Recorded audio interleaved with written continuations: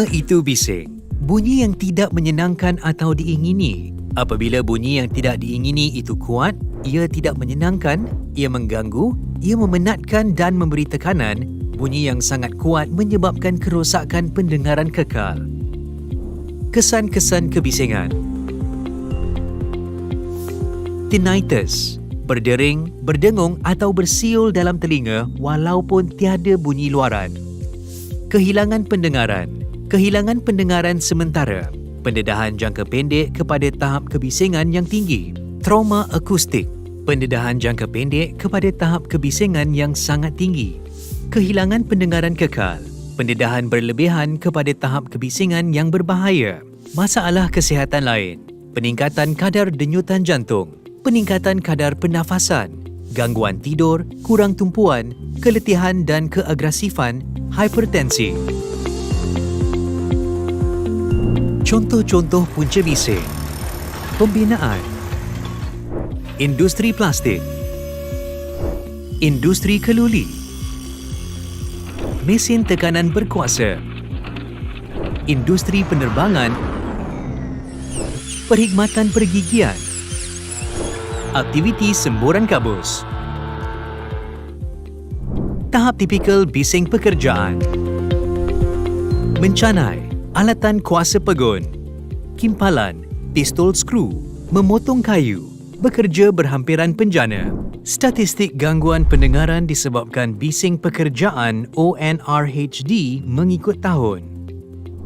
Kes ONRHD 2018 ke 2020 mengikut industri. Kes tertinggi mengikut sektor, subsektor penghilangan dengan kes tertinggi. Bagaimana untuk mencegah ONRHD? Melalui langkah kawalan kebisingan. Konsep asas dalam kawalan kebisingan. Tentukan objektif dan wujudkan kriteria. Menjalankan penaksiran risiko bising. Pertimbangkan langkah kawalan kebisingan. Merangka program kawalan kebisingan.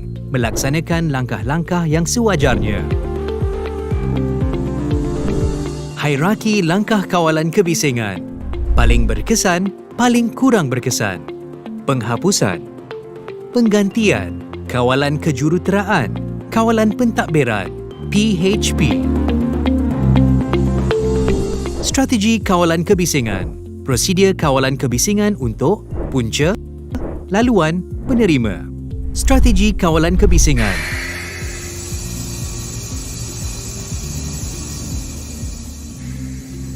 Kawalan pada punca, penyelenggaraan yang betul, pengurangan daya hentaman, peredam getaran, pemilihan reka bentuk yang betul, pengubah suaian atau penggantian, penggunaan kurungan. Kawalan pada punca.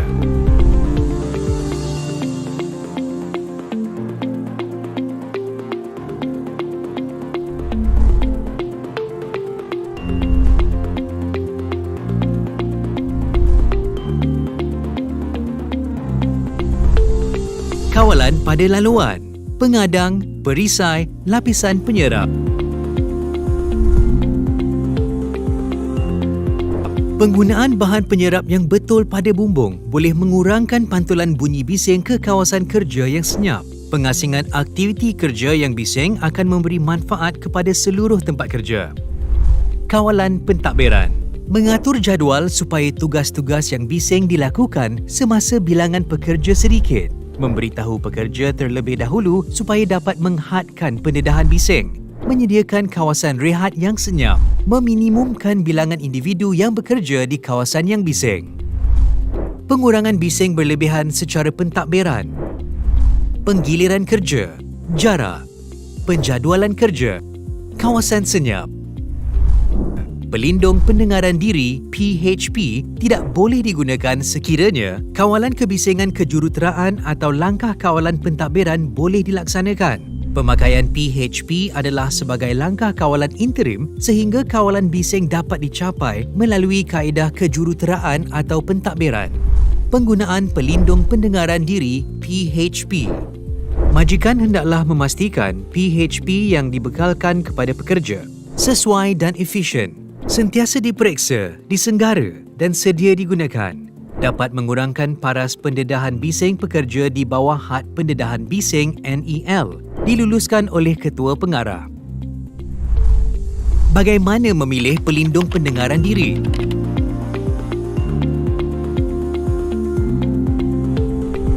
Senarai kelulusan KPD. Bagaimana menyemak senarai kelulusan KPD?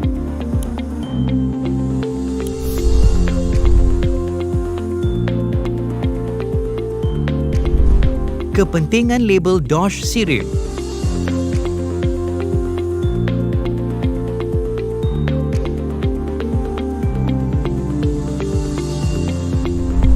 Pengenalpastian label DOSH SIRIM.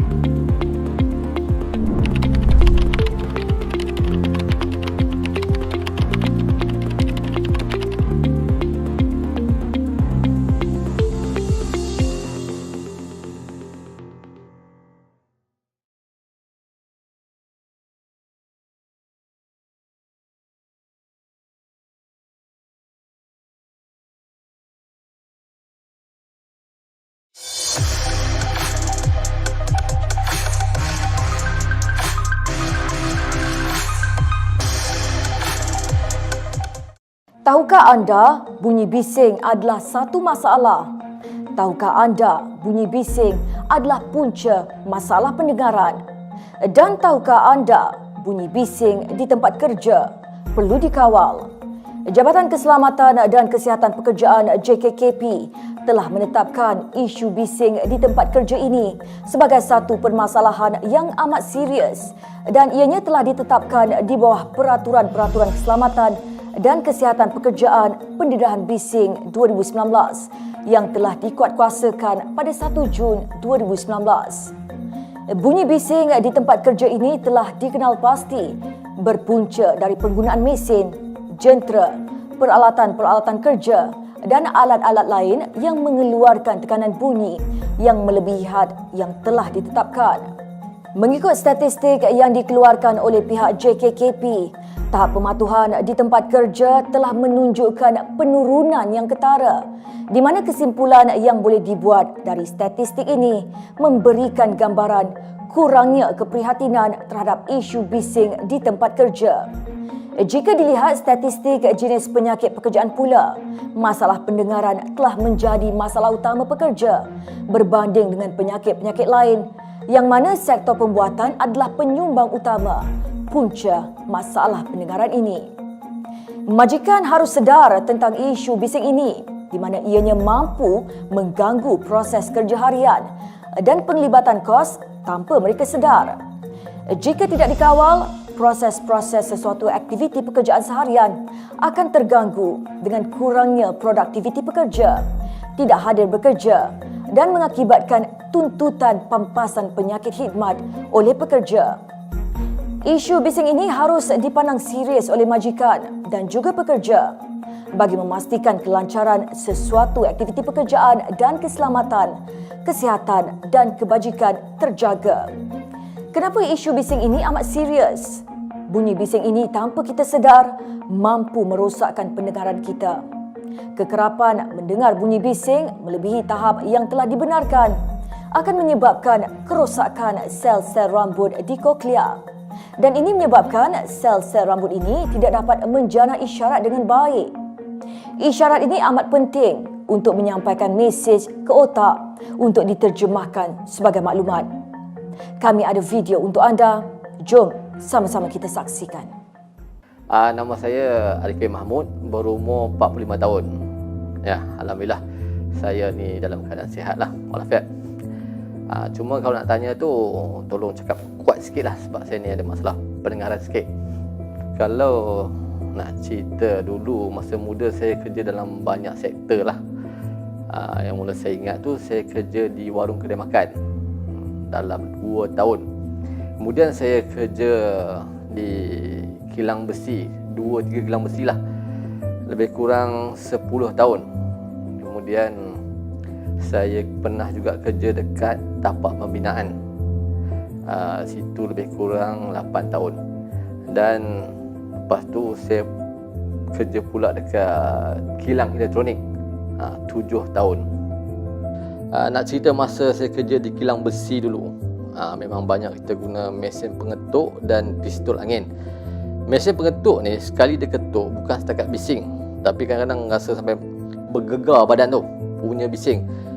Lepas tu masa saya kerja dekat tapak pembinaan, biasalah memang banyak guna mesin-mesin jentera yang bising ni.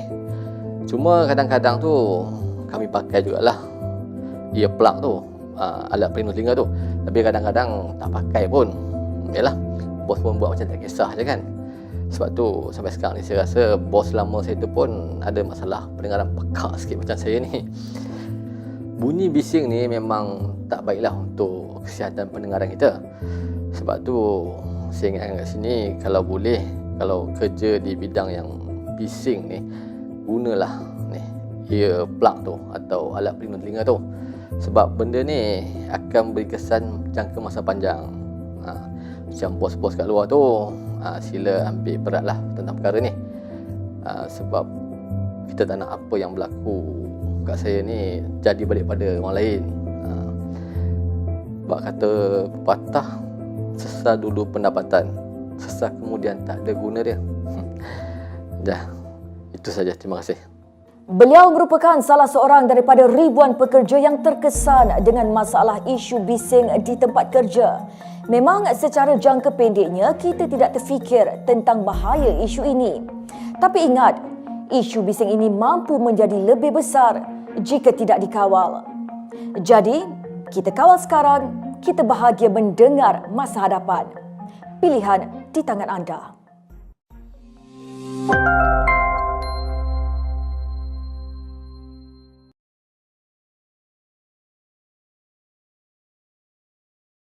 Do's and don'ts to noise in the workplace. Isu kebisingan harus sentiasa dititik beratkan oleh pihak majikan dan pekerja. Untuk itu, dalam memastikan isu kebisingan ini dikawal dengan baik, berikut adalah perkara-perkara do's and don'ts yang harus dilaksanakan di setiap tempat kerja. Pengenalpastian punca bising. Kenal pasti punca bunyi bising di tempat kerja anda. Gunakan senarai semak yang telah disediakan di dalam tata amalan. Penggunaan alat dosimeter. Bagi pekerja yang telah dipilih untuk memakai alat dosimeter semasa penaksiran bunyi bising dijalankan, anda diminta untuk tidak kacau ganggu alat tersebut sepanjang alat tersebut dipakai. Penyalahgunaan air gun.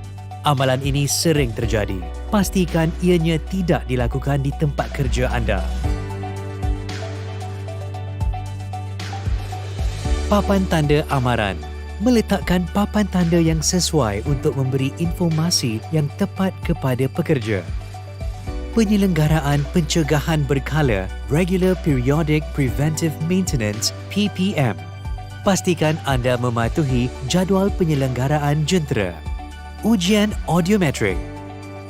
Jika pekerja terdedah kepada paras bising melebihi had pendedahan dibenarkan, majikan perlu menghantar pekerja menjalani ujian audiometrik. Persiapan sebelum ujian audiometrik. Patuhi tempoh masa senyap 14 jam sebelum menjalani ujian audiometrik. Laporan ujian audiometrik. Pastikan majikan berbincang hasil ujian audiometrik dengan pekerja. Laporan perlu dibentangkan kepada jawatan kuasa keselamatan kesihatan di tempat kerja anda. Penggunaan penebat bising sebagai salah satu kawalan. Selepas mengenal punca bising sesuatu mesin, salah satu kawalan adalah dengan memasang penebat bising. Pemakaian alat pelindungan pendengaran. Alat pelindungan pendengaran harus dipakai dengan betul dan menepati standard yang telah ditetapkan. Penyimpanan pelindung pendengaran diri. Alat pelindungan pendengaran yang digunakan haruslah disimpan di tempat yang sesuai.